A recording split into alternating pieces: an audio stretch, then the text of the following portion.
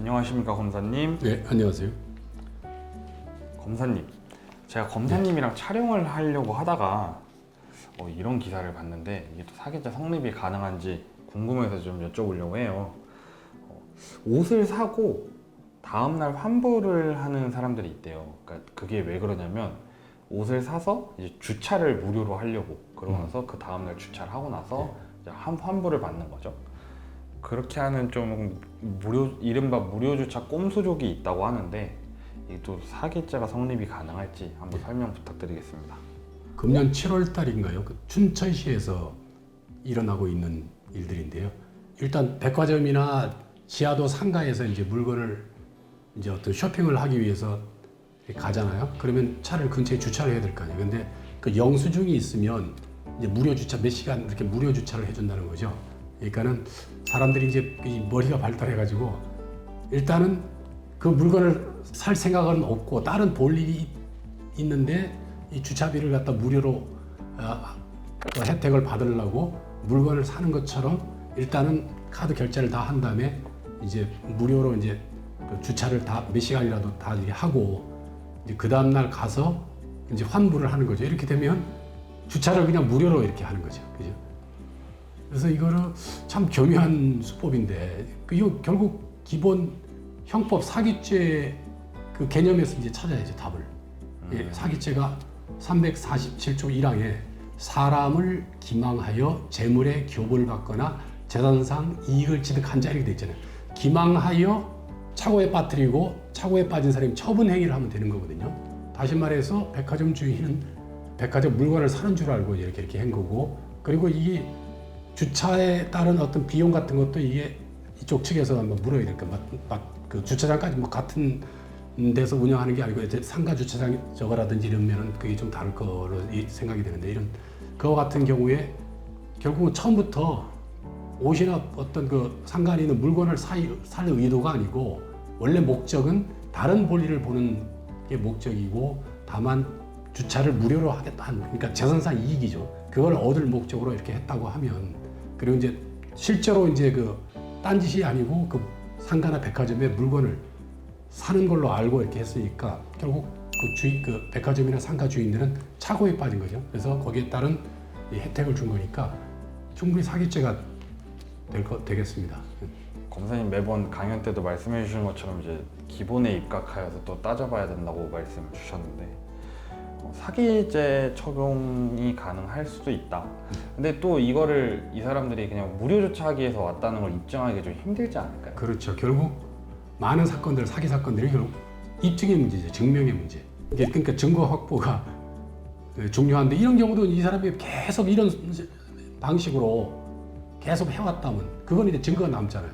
결제했다가 다음날 취소하고, 이게 뭐 수십 번, 단기간 내에 수십 번 했다 그러면은 그거는 고의성이 보이는 거죠. 그러니까 쉽게 얘기하면 이제 그 사람이 주차를 해놓고 백화점에서 물건 한 개나 두 개 정도만 사고 딴 데 가서 다른 물건을 왕창 산 다음에 그 다음날에 그 두 개를 환불을 해버리면 사기죄로 적용을 할 수 있는 확률이 가능성이 높다. 높죠. 네.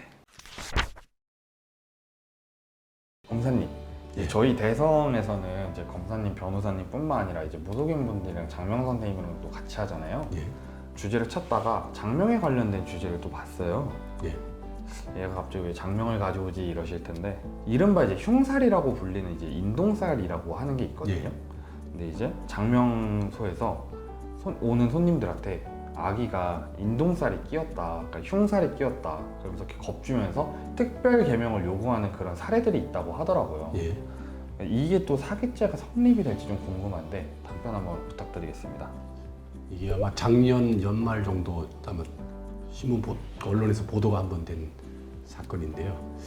장명하러 오는 사람한테 인동살이 꼈다 그래가지고 1월, 3월 그 당시에 작년 기준으로 1월, 3월, 8일 그 다음에 10일, 13, 18, 20일, 23, 28 이렇게 하면은 한 달에 9일이 거기에다가 해당되는 거니까 웬만한 사람은 다 가능성이 많다는 거죠.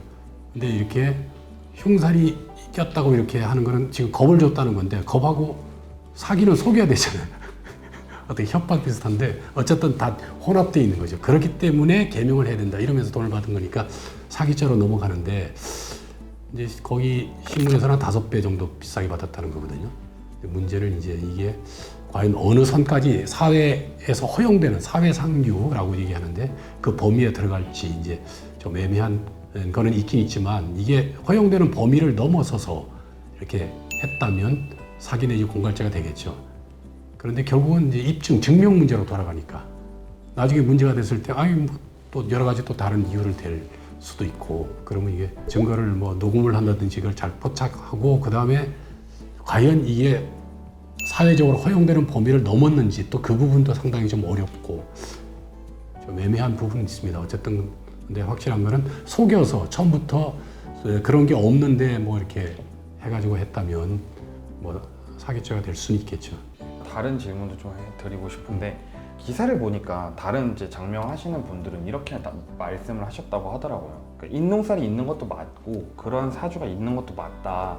하지만 이제 그런 사주가 있을 때 그냥 그 안 좋은 기운을 조금 채워주면 될 뿐이지 상대방의 목숨이 위험하다든지 이런 식으로 위협식을 해가지고 상대방을 겁주면서 이제 장명을 하는 건 말도 안 된다라고 얘기를 하더라고요. 그러니까 예를 들어서 손님을 불안에 떨게 해가지고 일반 장명 비용보다 더 높은 장명 비용을 요구해서 장명을 하게 된다면 그런 것도 사기가 좀 될까요? 네. 그 평균치를 좀 너무 벗어나게 되면 이제 사기죄 적용이 될 확률이 높다라는 말씀이시죠? 네, 알겠습니다. 이 영상 보시는 분들께서 이제 만약에 좀 이런 소리를 들으셨다면 또 다른 선생님들도 찾아가서 상담을 더 받아보고 하는 것도 대처 중에 하나가 되지 않을까 싶습니다. 네, 검사님 오늘도 좋은 답변 감사합니다. 예, 감사합니다.